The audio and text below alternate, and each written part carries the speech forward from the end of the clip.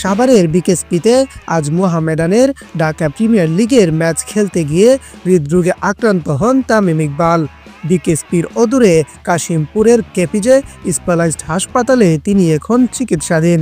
হার্টে ব্লক ধরা পড়ার পর একটি রিং পরানো হয়েছে।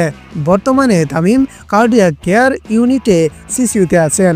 তামিমের হাসপাতালে ভর্তির খবর ছড়িয়ে পড়তেই তার সুস্থতা কামনা করে পোস্ট দিয়েছেন অনেকেই।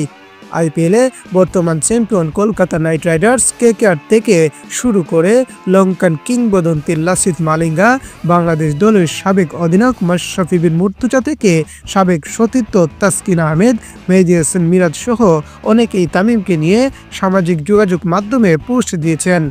দ্রুত সেরে উঠো তামিম ইকবাল, পুরো ক্রিকেট মহল তোমার জন্য প্রার্থনা করছে কলকাতা নাইট রাইডার্স। তামিমের দ্রুত এবং পুরোপুরি সুস্থতা কামনা করছি। মাঠে যেমনটা তুমি সবসময় করেছ ঠিক তেমনই লড়াই চালিয়ে যাও। লাসিথ মালিঙ্গা, শ্রীলঙ্কার কিংবদন্তি। মহান আল্লাহ তোর সহায় হন তামিম, দ্রুত সুস্থ হয়ে ফিরে আয় সবার মাঝে ইনশাল্লাহ। মাশরাফি বিন মুর্তজা, বাংলাদেশের সাবেক অধিনায়ক।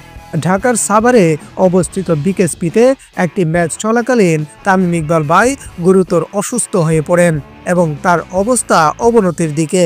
তিনি এখন লাইফ সাপোর্টে আছেন। এই কঠিন সময়ে আপনার প্রার্থনায় তাকে স্মরণে রাখুন। আল্লাহ যেন তাকে দ্রুত সুস্থ করে তোলেন। তাসকিন আহমেদ, বাংলাদেশ পেসার। হৃদরোগে আক্রান্ত হয়ে লাইফ সাপোর্টে ভর্তি তামিম ইকবাল ভাই। যেভাবে ক্রিজে আপনি ছিলেন অটল, তেমনি এই কঠিন সময়ে আপনার সাহস ও দৃঢ়তার মাধ্যমে দ্রুত সুস্থ হয়ে ফিরে আসবেন, এটাই আমি তথা পুরো দেশবাসী বিশ্বাস করি। মহান রাব্বুল আলামিন আপনাকে দ্রুত সুস্থ করে দিন, আমিন।